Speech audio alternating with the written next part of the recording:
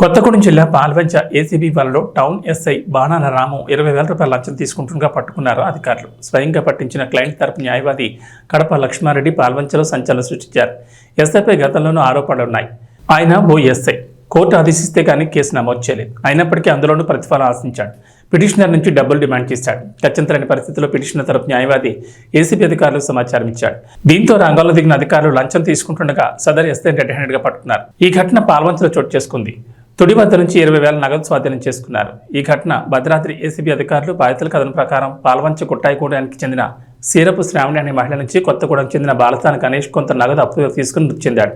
దీంతో శ్రావణి కోర్టును ఆశ్రయించగా గణేష్ చెందిన ఆస్తిపై అటాచ్మెంట్ ఆర్డర్ జారీ అయింది. అయినప్పటికీ పాల్వంచ చెందిన ఇద్దరు వ్యక్తులు గణేష్ ఆస్తిని ఉద్దేశపూర్వకంగా అతని వారసులైన ముగ్గురు వద్ద కొనుగోలు చేసి అక్రమ పద్ధతిలో రిజిస్ట్రేషన్ చేయించుకున్నారు. ఈ విషయం తెలిసిన శ్రావణి రిజిస్ట్రేషన్ చేసిన వారిని చేయించుకున్న వారిని సంప్రదించినప్పటికీ ఫలితం లేకుండా పోయింది. పైగా ఆమెను వారందరూ బెదిరించడంతో పాల్వంచ టౌన్ పోలీసులకు ఫిర్యాదు చేసింది. కానీ ఎస్ఐ బాణాల రాము ఆమె ఫిర్యాదును పక్కన పడేశాడు. ఇంతకు కేసు నమోదు చేయకపోవడంతో ఆమె కోర్టును ఆశ్రయించింది. అనంతరం కోర్టు ఆదేశాల మేరకు 5గురిపై ఎఫ్ఐఆర్ నమోదు చేశారు.